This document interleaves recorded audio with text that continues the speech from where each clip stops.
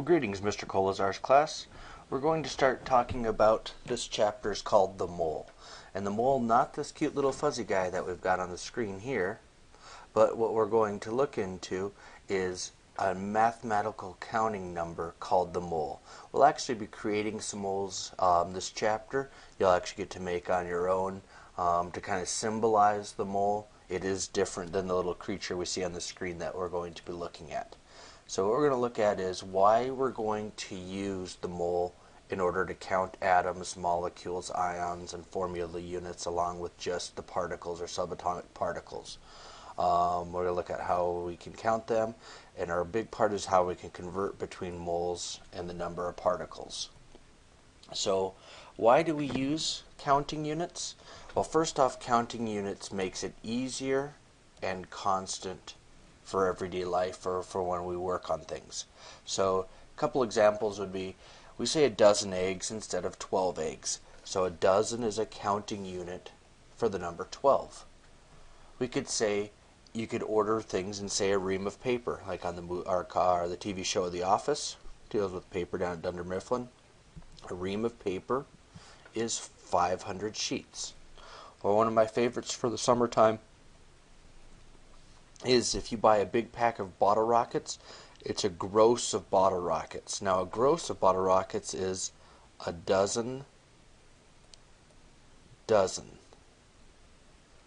So you have a dozen times a dozen, which is 144. If you had a dozen times a dozen, you'd have 12 times 12 or 144. So that's a larger quantity there. But all these are easier and they're constant, so we always have the same number when we're comparing. So as we're looking, the mole a lot of times is going to be seen instead of mole, it's abbreviated MOL.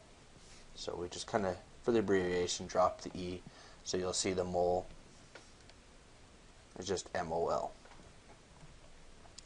It is the SI unit for measurement for the amount of a substance.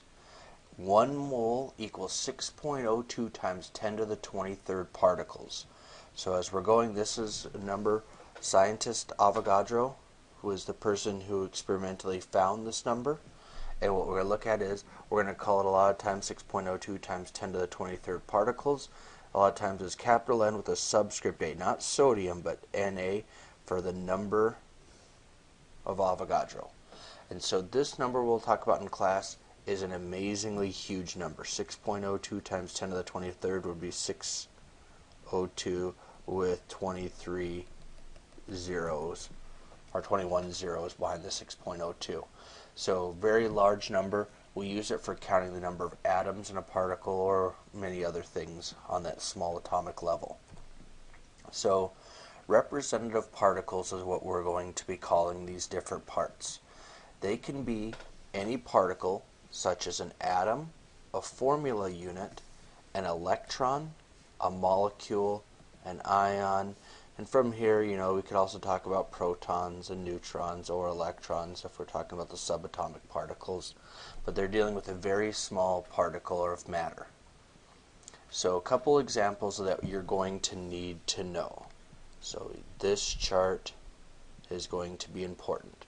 We have our elements from up above, like the atoms, our molecules or covalent compounds. Now remember, for a molecule and a covalent compound, that's going to be a metal, or it's going to be two nonmetals. Ionic compounds, so molecular, nonmetal plus a nonmetal. Ionic is a metal plus a nonmetal. And then our ions. So to look at elements, elements would be a representative particle would be the atom. Example of this, if you were to have 1 mole of iron atoms, it'd be 6.02 times 10 to the 23rd atoms of iron. That would be representing an element. Now if we had a molecule, we're going to have any nonmetal and nonmetal. We're going to include our diatomics. Diatomics, remember, were like hydrogen, H2, and then we also had nitrogen, oxygen, fluorine, chlorine, bromine, iodine, our select 7 or super 7. So as we're going, any non-metal would be a molecule. So we could have like 6.02 times 10 to the 23rd molecules of carbon dioxide, or 6.02 times 10 to the 23rd molecules of nitrogen, N2, which would be one of our diatomics. Now our ionic compounds are going to be metal and a non-metal. Now for the ionic compounds that are ionically combined, we have what are called formula units. Now formula units, the nice part about that is it's going to be abbreviated FU. Now this will be the only time it's appropriate to write that term down, is when we use it to abbreviate the term formula units. Formula units, remember, are for an ionic compound. It's the simplest form for that. So an example would be there, 6.02 times 10 to the 23rd formula units of sodium chloride. Sodium chloride, metal, non-metal, will be an ionic compound. And ions, mono and polyatomic, charged particles, so either positive or negatively charged. So 6.02 times 10 to the 23rd ions of potassium, plus, or 6.02 times 10 to the 23rd ions of nitrate, minus. So both of those positive, negatively charged, so they'd be our ions. So all of these examples here would have the same amount, or the same number. If we were to count them up, they would all be 1 mole, 6.02 times 10 to the 23rd, 1 mole of the substance would equal how many we would have there particle-wise. So representative particles need to know these 4 types. So dimensional analysis, we just finished up this last section in math on the sig figs and everything on dimensional analysis. Systematic way to approach problem solving that uses conversion factors to convert from one unit to another. So we're going to continue to use these. Now the trick is we're going to be converting things that we're not familiar with.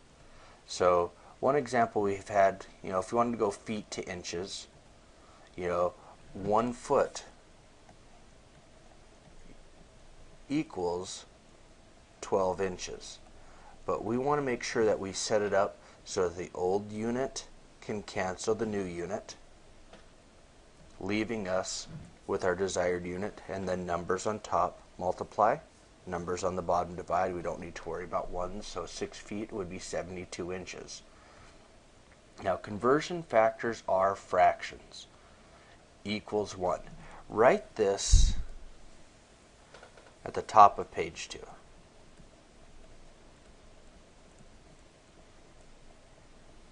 And they equal 1. So when you multiply or divide by 1, it doesn't actually change your mathematical amount there. It's still the same in the end, measurement-wise. So an example would be 1 dozen equals 12 items. So like if you had a dozen roses, 12 roses over 1 dozen would be the same as 1 dozen over 12. These are the same conversion, just 2 different ways to show it. So we're going to have to decide as we're going forward which conversion will we need to use anytime that we're doing conversions. Now the key is we must accomplish 2 things. First one, we need to cancel out the old units. So we need to set it up so that they cancel out the old units. They need to go on the bottom, generally. And they introduce the new desired units, generally will go on the top. There'll be a couple cases where that's switched around so that they cancel out correctly. So let's say you have 6.25 dozen roses. What we want to do is find out how many actual roses you have. So our first thing is we need to use our conversion. We have 1 dozen equals 12 roses.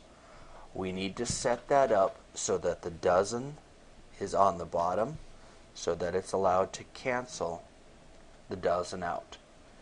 Dozen on the top cancels the dozen on the bottom, leaving us with 12 roses. Now a conversion factor is a lot like a fraction. We're just going to draw a line all the way across for a moment, where the numbers on top are multiplied across, and then the numbers on bottom are divided. So 6.25 times 12 gives us 75 divided by 1. We don't even need to worry about that. 75 roses would be in 6.25 dozen. From here, we're going to switch to numbers and units that are not familiar to us, so that's why we always want to set these up correctly. So our problem-solving method is going to be known as ACE. Not ACE, but ASE for ACE. Analyze, solve, evaluate. And so following these steps each time is going to be useful and helpful, and this is what we're going to work on for the next 2 to 3 chapters. So we want to get this problem-solving method down as soon as possible. So analyze. Word problems, you're going to circle what you're trying to find or answer. Underline possible useful information. Step 2, solve. Solve the problem using the correct method, dimensional analysis, equations, whichever one we might use. Dimensional analysis is going to be used a lot right now. Evaluate your final answer, and then we're going to actually put a box around your final answer to be legitimate and in line with what you're asking to find. So one of our big conversions, you have yours set up and it says to convert between moles and particles. In the middle of that little box that you have, I want you to write actually 3 things in there. So you've got this box set up, and what I would like you to do is it says use Avogadro's number, and our conversion 1 mole equals 6.02 times 10 to the 23rd particles. I would also like you to include 6.02 times 10 to the 23rd particles of X over 1 mole of X, and 1 mole of X over 6.02 times 10 to the 23rd particles of X. Now remember, particles could be atoms, molecules, molecules, formula units, or ions. So we've got a lot of different choices as we're going forward. So our first problem to look at is, remember, here's our conversion. 1 mole equals 6.02 times 10 to the 23rd particles. So we're going to go through the ACE method. Analyze, solve, evaluate. How many moles, or how many molecules of sucrose are in 0.75 moles of sucrose? So to analyze our problem is going to be first, underline anything that's useful and circle what we're trying to solve for. First off, how many molecules of sucrose, what we're looking to solve for, and we are given the information that we have 0.75 moles of sucrose. So that's our important starting point. So now to solve, we're going to set this up. We have 0.75 moles of sucrose. That's our starting point, what we're given to begin with. From there, we're going to set up our conversion factor so that the moles of sucrose to begin with can cancel the moles of sucrose. Now remember, this is our conversion factor. 1 mole equals 6.02 times 10 to the 23rd particles. Notice when we solved, we're using molecules as our particles.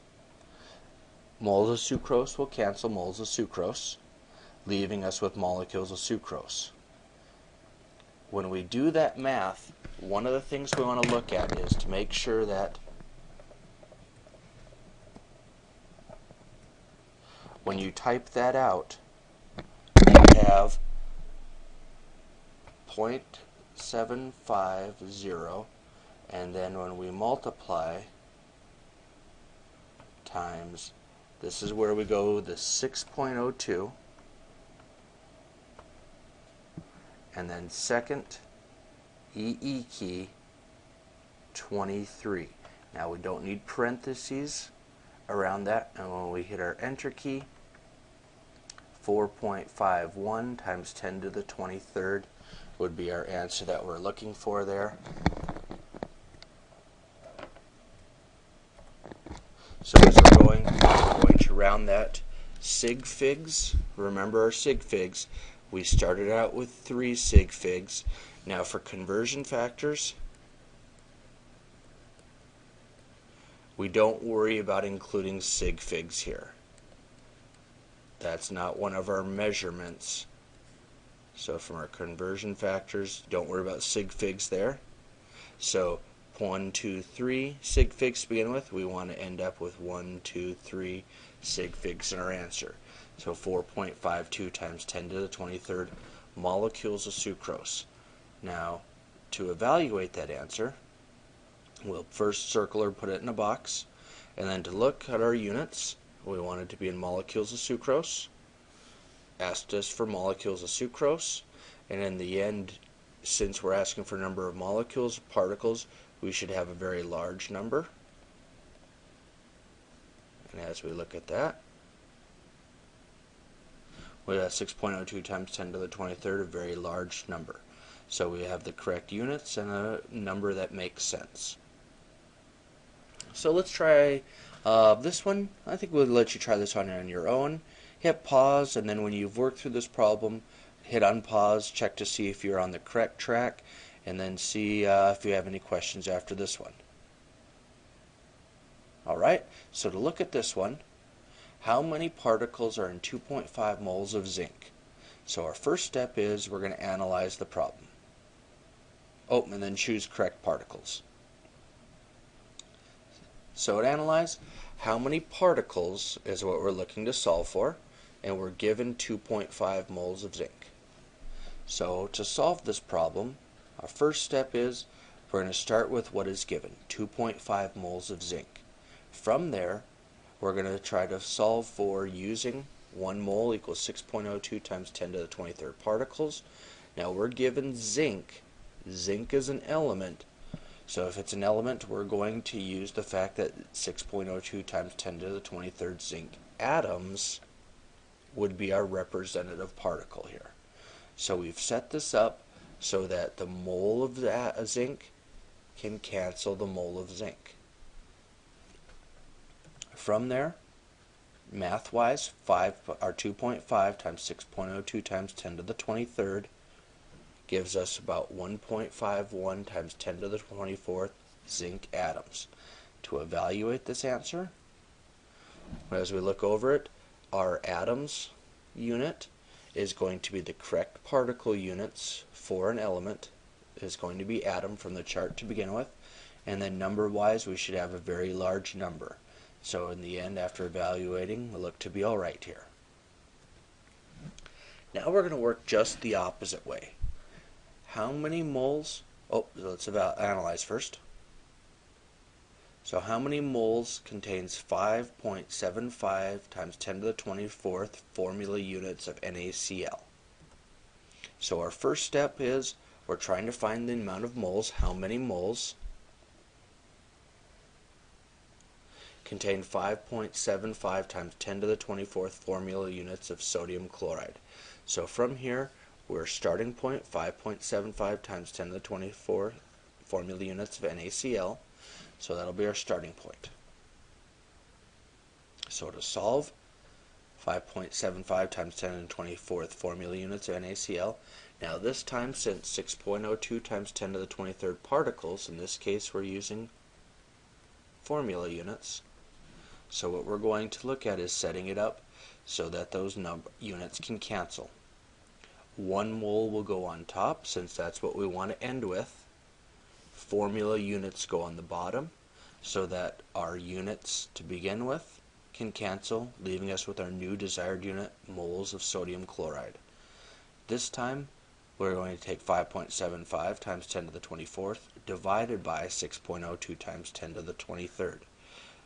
When we answer that question, it comes out to be about 9.55 moles of NaCl. Now, when we evaluate this answer, first, looking at our units, we want to be moles sodium chloride. How many moles of sodium chloride? And then part 2, since we started out with a large number of representative particles, we should get a smaller regular number when it comes to the number of moles. Just like 1 to a dozen, now we're going from much larger to a much smaller number of moles. So we're all right there. I'd like you to try number 11 out. It's a similar idea. You'll need to look back to see what kind of particles you need to be working with. After you've worked through this problem, check over to see if you've got the correct answer. Alright, so now that you've worked through this problem, how many moles contain 3.58 times 10 to the 23rd ions of ammonium? So step one, we want to analyze. So how many moles is what we're solving for, and we are given 3.58 times 10 to the 23rd ions of ammonium. So to solve our beginning starting point, we're given 3.58 times 10 to the 23rd ions of NH4 plus. Now our particles this time were the ions.